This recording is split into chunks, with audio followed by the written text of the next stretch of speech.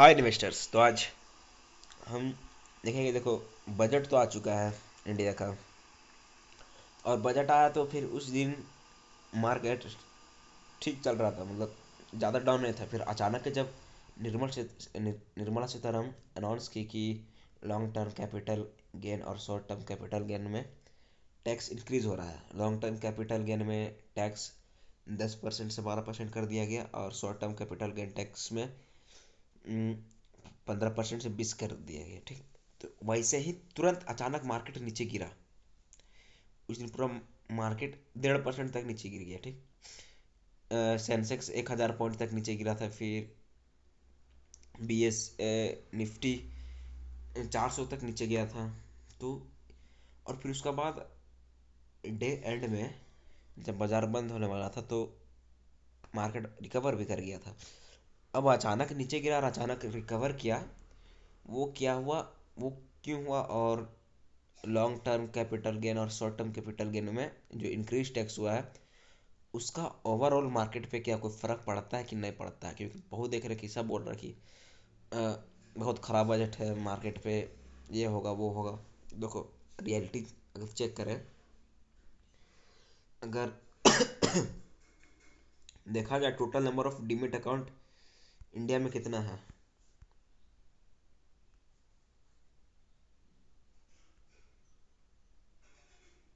अगर सर्च करेंगे तो 15 करोड़ है यहाँ पे। ठीक, total number of demat account India में 15 करोड़ है। 15 करोड़ मार्च 2024 में। ठीक, तो और इसमें से अगर देखेंगे, देखो, शॉर्ट टर्म कैपिटल गेन कब लगता है, जब तुम गेन किए हो 1 लाख से ऊपर एक साल के अंदर में। अगर एक एक साल के अंदर में 1 लाख से ऊपर गेन होता है तो वो शॉर्ट टर्म कैपिटल गेन के अंडर में आएगा। ठीक, तो उसमें 20% टैक्स जाएगा। मीन्स अगर 1 लाख कैपिटल प्रॉफिट बुक किए तो उसमें 20% टैक्स जाएगा। मीन्स हाथ में 80,000 आएगा। वही लॉन्ग टर्म कैपिटल गेन, मतलब 1 साल से ज़्यादा तक। ठीक, और 1 साल से ज़्यादा तक 10% से 12% long term capital gain increase कर दिया गया है। ठीक,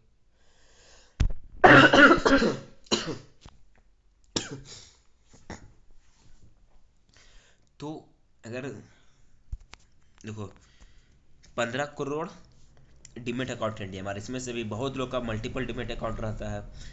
और अगर देखा जाए डाटा के हिसाब से तो अधिकतर इंडियन पास 10,000 तक कैपिटल है उन लोगों का डीमेट अकाउंट में। ठीक, मान के चलो 5-6 करोड़ जितना भी डीमेट अकाउंट है उसमें बस 10,000 तक उसमें उन लोगों में कैपिटल है। और उसमें से कोई बहुत फीचर्स एंड ऑप्शन करता है। हम मेन यहाँ पर इक्विटी की बात करेंगे तो वही, अगर सिर्फ इक्विटी के ओवरऑल टर्म पे देखा जाए कि 10,000 तक सिर्फ एवरेज रिटेल इन्वेस्टर पास है, सिर्फ 10,000 कैपिटल है। 3 3 करोड़ 4 करोड़ तक। और तो इन लोग कहे तो कोई फ़र्क नहीं पड़ेगा। इन लोग तो गेन करे तो शॉर्ट टर्म करे चाहे लॉन्ग टर्म करे, इन लोग पे तो कोई टैक्स अभी तो लेगा नहीं। तो वही अगर यहाँ पर देखें कि टैक्स कौन देगा, जो 1 लाख से शॉर्ट टर्म में ये ज़्यादा कमा रहा है या लॉन्ग टर्म इन्वेस्टर है उन लोग। ठीक, तो देखो, आजकल का सिनेरियो में मार्केट इंस्टीट्यूशनल इन्वेस्टर और HNI के द्वारा चलाया जाता है। ठीक, यहाँ पर रिटेल इन्वेस्टर का कोई उतना साझेदारी नहीं रहता है। जैसे कि यहाँ पर देखें, जितना भी अगर देखा जाए इंस्टीट्यूशनल इन्वेस्टर वो सब लॉन्ग टर्म इन्वेस्टर रहता है। और जितना भी बिग प्लेयर्स रहता है जो हाई नेटवर्थ इंडिविजुअल्स रहते हैं वो भी लॉन्ग टर्म इन्वेस्टर रहते हैं। वो हमेशा उन लोग का हमेशा होल्डिंग पीरियड 1 साल से ज़्यादा रहता है। तो उन लोग का कोई फर्क नहीं पड़ता है। सिर्फ मात्र 2% टैक्स उन लोग का बढ़ा, उन लोग का सिर्फ 2% टैक्स देना पड़ेगा, 10 से 12%। ठीक, पर जो अधिकतर देखा जाए डीमेट अकाउंट इंडिया में रिटेल इन्वेस्टर का, तो बस 3-4 करोड़ तक तो सिर्फ 10,000 उन लोग का अकाउंट में है। और बाकी जो है वो 10,000 से 1 लाख के बीच में है, और बहुत कम लोग के पास है। यहाँ पर अगर देखा जाए NSDL का डाटा देखें, ठीक, ये डिपोजिटरी है, NSDL का डाटा देखें। देखो यहाँ पर लिखा हुआ client account at 10 lakh plus mark, देखो कितना कम है,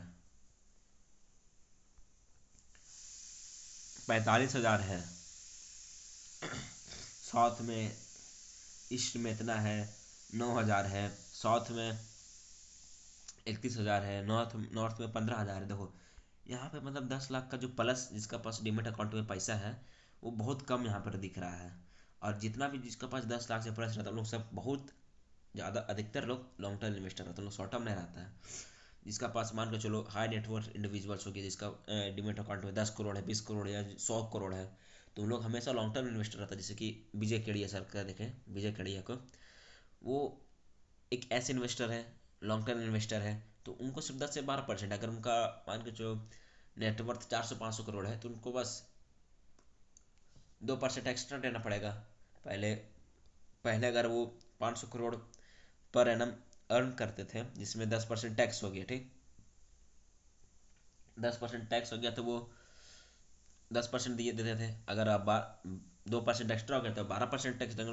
वो वैसे उतना एज को इफेक्ट नहीं पड़ता है मार्केट पर, क्योंकि मार्केट हमेशा इंस्टीट्यूशनल इन्वेस्टर से चलाया जाता है, और अधिकतर सारे institutional investor long term investor है। और जो शॉर्ट टर्म इन्वेस्टर में जो सबसे ज़्यादा capital gain short term capital gain में हुआ है, तो शॉर्ट टर्म कैपिटल गेन में बहुत कम लोग का 1 लाख पर एनम वो होता है गेन। क्योंकि डीमेट अकाउंट में तुम्हारा पास 10,000 है, 10,000 से 1 लाख के बीच में है, तो तुम 1 लाख कहाँ से कर पाएगा? 1 लाख तो शॉर्ट टर्म 1 साल के अंदर में तो गेन नहीं होगा। तो बस इसी कारण मार्केट फिर उस टाइम अचानक थोड़ा सा नीचे गया, बस वही रिटेल इन्वेस्टर के कारण था जो अचानक नीचे गया। फिर उसके बाद बिग प्लेयर्स लोग आराम से ऊपर लोग उठा दिया को, इसलिए मार्केट पर उतना कोई ऐसा इफेक्ट पड़ता नहीं है। ये सब सिर्फ डराने के लिए कि टैक्स 15% से 20% कर दिया, 10% से 12% कर दिया, अब तो मार्केट क्रैश कर जाएगा। देखो मार्केट ओवर वैल्यूड हो गया, क्रैश करेगा कि नहीं करेगा उसमें मेरा पॉइंट नहीं है। बस यहाँ पर जो बहुत सारा यूट्यूब में दिखाया जा रहा है कि 15% से 20% हो गया है टैक्स, और लॉन्ग टर्म कैपिटल गेन में 10% से 12% टैक्स हो गया है, तो सेंटिमेंट खराब हो गया है, ये हो जाएगा वो हो जाएगा, ये सब कुछ नहीं होगा। मार्केट जिस तरह पहले चल रहा था उसी तरह चलेगा आराम से। बस अगर अभी भी इन्वेस्ट करना तो फाइनेंशियल अच्छा है, टेक्निकल अच्छा है, ये सब देख के इन्वेस्ट करने का।